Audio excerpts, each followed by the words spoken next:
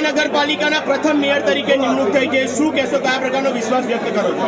પહેલું તો મારું પ્રદેશનું મોવડી મંડળ, જિલ્લાના મોવડી મંડળનો પહેલાં તો આટલી મોટી જવાબદારી આપી છે, તો એ વિકાસના દ્વારા અને કામગીરી કરી અને હું એમનો વિશ્વાસને સાર્થક કરીશ, એ પહેલું મારું પ્રથમ એ છે.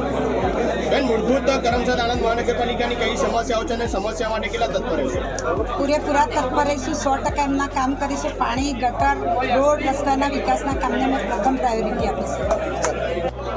આજ રોજ કરમસદ આણંદ મહાનગરપાલિકામાં ભારતીય જનતા પાર્ટીના 43 જેટલા સભ્યો ચૂંટાયા પછી જે પ્રમુખ, ઉપપ્રમુખ અને કારોબારી ચેરમેન એટલે મહાનગરમાં હવે મેયર, ડેપ્યુટી મેયર અને સ્ટેન્ડિંગ કમિટીના ચેરમેન તરીકે જેમણે અનેક વર્ષો સુધી ભારતીય જનતા પાર્ટીના સંગઠનનું કામ કર્યું છે એવા સમગ્ર જિલ્લાનો જેણે મહિલા મોરચો સંભાળ્યો હતો એવા અમારા બેન શ્રી દીપિકાબેન પટેલની વરણી કરવામાં આવી છે.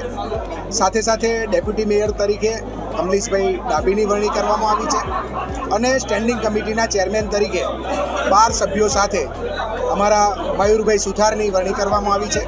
હું અમારા ત્રણેય પદાધિકારીઓને ખૂબ અભિનંદન પાઠવું છું, શુભકામનાઓ પાઠવું છું. આણંદ જિલ્લાની અંદર આ સ્થાનિક સ્વરાજ્યની ચૂંટણીઓની સાથે જે આણંદ જિલ્લા પંચાયત અને કરમસદ આણંદ મહાનગરપાલિકા બધી જ જગ્યાએ આજે ભારતીય જનતા પાર્ટીનો શાસન છે. આણંદ જિલ્લાની 9 નગરપાલિકામાં ભારતીય જનતા પાર્ટીનું શાસન છે. તાલુકા પંચાયતની અંદર 8માંથી 7 તાલુકા પંચાયતમાં ભાજપનું શાસન છે. આણંદ જિલ્લા પંચાયતમાં 40માંથી 33 સીટો ઉપર ભારતીય જનતા પાર્ટીના ઉમેદવારો વિજેતા થઈને શાસન છે. આજે કરમસદ આણંદ મહાનગરપાલિકામાં પણ 43 સીટો સાથે ત્યારે બન્યા છે. ત્યારે હું સમગ્ર આણંદ જિલ્લાના તમામ ભારતીય જનતા પાર્ટીના કાર્યકર્તાઓનો હૃદયપૂર્વક ખૂબ અભિનંદન પાઠવું છું, આભાર પણ માનું છું.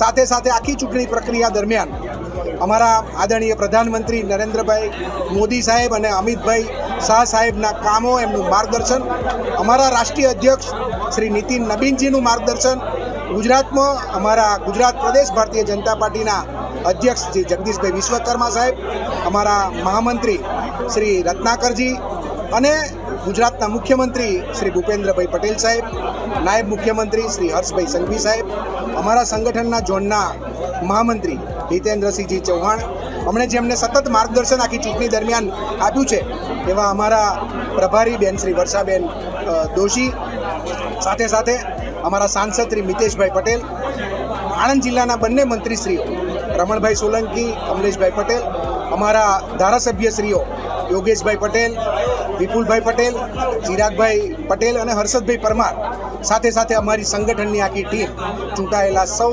જનપ્રતિનિધિઓ, એમણે જે પ્રકારે લોકોની વચ્ચે જઈને ભારતીય જનતા પાર્ટીના વિકાસના કામો છેવાડાના વ્યક્તિ સુધી પહોંચાડ્યા છે, એનું આ પરિણામ છે. ભારતીય જનતા પાર્ટીનો એક કાર્યકર્તા, એને ટિકિટ મળી ન મળી, પદ મળ્યું ના મળ્યું, પરંતુ મારું ભારતીય જનતા પાર્ટીનું કમર જીતે એના માટે જે મહેનત કરે છે એનું આ પરિણામ આપણને આજે મળ્યું છે. હું ફરી એક વખત અમારા બંને કોર્પોરેશનના પ્રમુખ, ઉપપ્રમુખ એટલે મેયર, ડેપ્યુટી મેયર અને સ્ટેન્ડિંગ કમિટીના ચેરમેનને હૃદયપૂર્વક ખૂબ અભિનંદન પાઠવું છું. અને આવનાર દિવસોની અંદર સમગ્ર ગુજરાતની અંદર જે નવી મહાનગરપાલિકાઓ બની છે એમાં જે વિશ્વાસ અને ભરોસા સાથે લોકોએ ભારતીય જનતા પાર્ટીના ઉમેદવારોને મત આપ્યા છે અને ભારતીય જનતા પાર્ટીએ વિશ્વાસ મૂકીને અમારા મેયર, ડેપ્યુટી મેયર, સ્ટેન્ડિંગ કમિટીના જે સૌ સભ્યો અને ચેરમેનને મેન્ડેટ આપ્યો છે એ બધાનો વિશ્વાસ ચોક્કસ અમે સાર્થક કરીશું એવો ભરોસો અને વિશ્વાસ આપું છું.